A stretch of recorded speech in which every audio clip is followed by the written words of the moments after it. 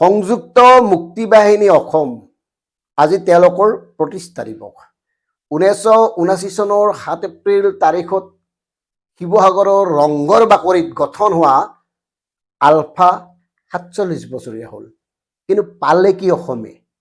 কেৱল হেৰুৱালে। সেইকাৰণে আজিৰ এই প্ৰতিষ্ঠা দিৱসত পৰেশ বুঢ়া ডাঙৰীয়ালৈ দুটামান অনুৰোধ জনাই ক'ব খুজিছোঁ, এই যে শান্তি চুক্তি কৰিলে অৰবিন্দ ৰাজখোৱা, অনুপ চেতিয়াহঁতে, তেওঁলোকেও অসমবাসীক ফাঁকি দিছে। তেওঁলোকেও বিপ্লৱৰ মৰ্যাদাক ভৰিৰে মোহাৰি পেলাইছে। এইকাৰণে কৈছোঁ, এইসকলে শান্তি চুক্তি ঠিকেই কৰিলে, নিজৰ ভাগৰ টকাখিনি ঠিকেই ভগাই ল'লে, 7 লাখকৈ টকা ভগাই ল'লে সৈনিকসকলৰ মাজত। কেন্দ্ৰীয় চৰকাৰৰ লগত চুক্তি কৰি হাজাৰ হাজাৰ কোটি টকা পোৱা বুলি কৈছিল, কিন্তু আজিলৈকে দুৰ্ভাগ্যবশতভাৱে শ্বহীদ পৰিয়ালক নিম্নতম আৰ্থিক সাহায্যখিনিও প্ৰদান নকৰিলে অৰবিন্দ অনুভতে। কিয়? নিৰ্যাতিত হৈছিল অনেক।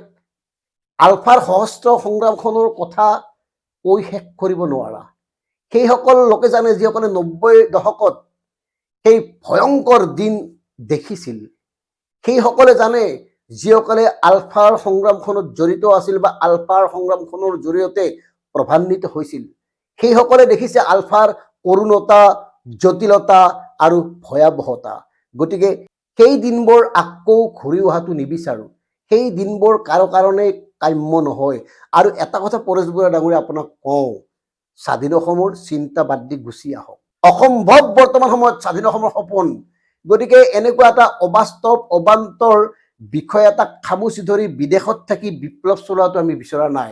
আপুনি গুচি আহক আৰু গণতান্ত্ৰিকভাৱে অসমখনক নেতৃত্ব দিয়ক। কাৰণ যিসকলে আলফাৰ শান্তি চুক্তিৰ নামত স্বাক্ষৰ কৰিছিল, তেওঁলোকো বিশ্বাসঘাতক হিচাপে পৰিগণিত হ'ল। গতিকে এতিয়া আপোনালোক গুচি আহক, হৈ গ'ল আৰু নালাগে। স্বাধীন অসমৰ এই বিষয়টো বাদ দি অসমক অৰ্থনৈতিকভাৱে, ৰাজনৈতিকভাৱে, সাংস্কৃতিকভাৱে শক্তিশালী কৰি গঢ়ি তুলিবলৈ এটা কিন্তু গণতান্ত্ৰিক সংগ্ৰামৰ খুব প্ৰয়োজন হৈছে। আৰু আশা কৰোঁ আপোনালোকে গুচি আহক, গুচি আহি এই সংগ্ৰামৰ নেতৃত্ব দিয়ক। কাৰণ এতিয়া অসমৰ অৱস্থা আপোনালোকে আমাতকৈ বেছি ভালকৈ জানে, যদিহে সঁচাকৈ অসমৰ প্ৰতি আপোনালোকৰ দায়বদ্ধতা আছে। সেয়ে কৈছোঁ, এইখিনি সময়ত কিন্তু অসমক নেতৃত্ব দিয়া সঁচা অৰ্থত প্ৰকৃত জাতীয়তাবাদী নেতাৰ অভাৱ পৰিলক্ষিত হৈছে।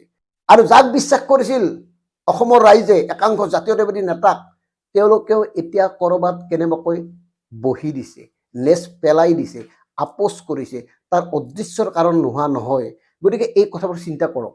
আৰু আমাৰ এটা দাবী, অন্ততঃ আপুনি এই প্ৰতিষ্ঠা দিৱসত অনুপ অৰবিন্দহঁতক কওক, শ্বহীদৰ পইচাখিনি যাতে নাখায়, শ্বহীদ পৰিয়ালক যাতে প্ৰাপ্য মৰ্যাদা, প্ৰাপ্য বৰঙণিখিনি সময়মতে দিয়ে। বহুদিন হ'ল, প্ৰায় 2 বছৰে হ'ব শান্তি চুক্তি কৰা। হ'ল কি, পালে কি অসমে? গতিকে এই কথাবোৰ এইকাৰণে গুৰুত্বপূৰ্ণ হৈ পৰিছে। এই আলফাৰ সহস্ৰ সংগ্ৰামখনত হাজাৰ হাজাৰ লোক নিৰ্যাতিত হৈছিল, হাজাৰ হাজাৰ পৰিয়ালে নিজৰ মানুহজনক হেৰুৱাই পেলাইছে, হাজাৰ হাজাৰ পৰিয়ালে এতিয়াও আলফাৰ কাৰণে ত্যাগ কৰি সৰ্বশ্ৰান্ত হৈ পৰিছে, হাজাৰ হাজাৰ পৰিয়াল এতিয়াও চূড়ান্ত দুখ আৰু ক্ষোভত আছে। গতিকে এই সকলোবোৰ কথা তেওঁলোকে গুৰুত্ব সহকাৰে গ্ৰহণ কৰি যাতে সকলোকে একেলগ কৰি পৰৱৰ্তী কামসমূহ সম্পাদনা কৰে। নহ'লে বা তেওঁলোকে যদি অৰ্থনৈতিক সুবিধাৰ বাবে বা ৰাজনৈতিক সুবিধাৰ বাবে আলফা চুক্তিখন কৰিছিল বা নিজৰ স্বাৰ্থৰ কাৰণে যদি চুক্তিত স্বাক্ষৰ কৰিছিল, তেতিয়াহ'লে আলফাৰ যিটো অন্তৰ্নিহিত বিপ্লৱৰ তাৎপৰ্য, সেইটোকে আঘাত কৰা হৈছে। গতিকে এই কথাবোৰ চিন্তা কৰক, এই কথাবোৰ বিবেচনা কৰক, এই কথাবোৰ বিশ্লেষণ কৰক। আমি আজিও কৈছোঁ, অনাগত সময়তো কম, অসম আৰু অসমীয়াক প্ৰকৃতাৰ্থত জাতীয় চেতনাৰে আগবঢ়াই নিব পৰা গণতান্ত্ৰিক সংগ্ৰাম এখন খুব প্ৰয়োজন হৈ পৰিছে। অসমত জাতীয়তাবাদ পুনৰ সুদৃঢ় আৰু গভীৰ কৰি তুলিবলৈ শক্তিশালী নেতৃত্বৰ প্ৰয়োজন হৈ পৰিছে। গতিকে কথাবোৰ চিন্তা কৰক পৰেশ বুঢ়া ডাঙৰীয়া। ধন্যবাদ। জয় আই অসম।